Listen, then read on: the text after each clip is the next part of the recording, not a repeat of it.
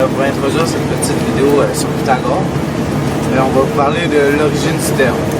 Donc, les premiers signes de cette règle-là auraient été trouvés en Chine, en Mésopotamie et en Inde. Par contre, le premier à l'avoir utilisé et à l'avoir démontré au public a été Pythagore lui-même, le grand philosophe. Donc, il y a plusieurs façons de mettre en pratique le calcul de Pythagore. Premier calcul, le calcul de base. Première étape, la forme de base de Pythagore, a à la 2 plus b à la 2 égale c à la 2. Le a ici représenté par le 10 et le b représenté par le 8. Donc la deuxième étape, on met les chiffres dans la formule. Troisième étape, on fait 10 fois 10, 8 fois 8, ce qui égale 100 plus 64. Donc, deuxième calcul possible avec la règle de Pythagore, lorsque une cathète, on ne sait pas sa valeur. Donc, la forme de base A2 plus B2 égale C2 va se changer à A2 égale C2 moins B2. D'accord? Donc, le C2 est représenté par 12 et le B2 est représenté par 8.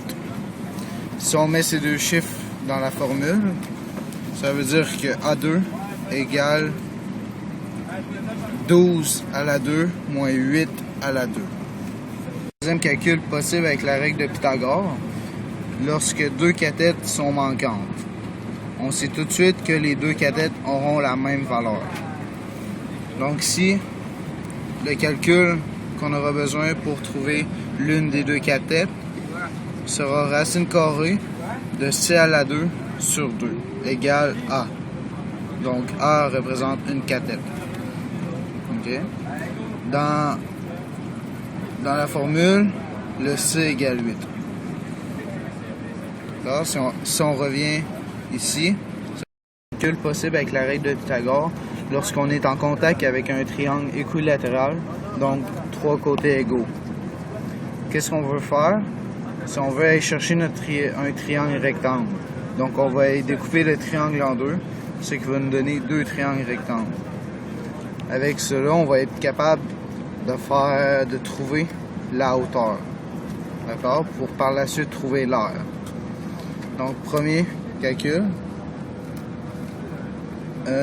ici, pour trouver la base de notre triangle rectangle, on va diviser 6 par 2, ce qui va nous égaler 3.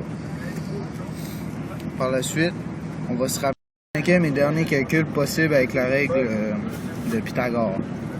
Donc ici, on peut voir dans un graphique, lorsqu'on cherche la distance entre deux points, donc ici A et B, on va se créer un triangle rectangle. Donc comme on peut voir ici, dans les graphiques. Le graphique qui est 1 de 1. Ça va donc nous donner 6 et 6.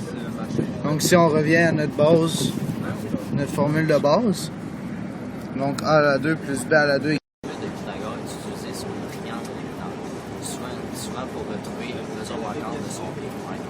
C'est souvent utile pour trouver l'aire ou une distance.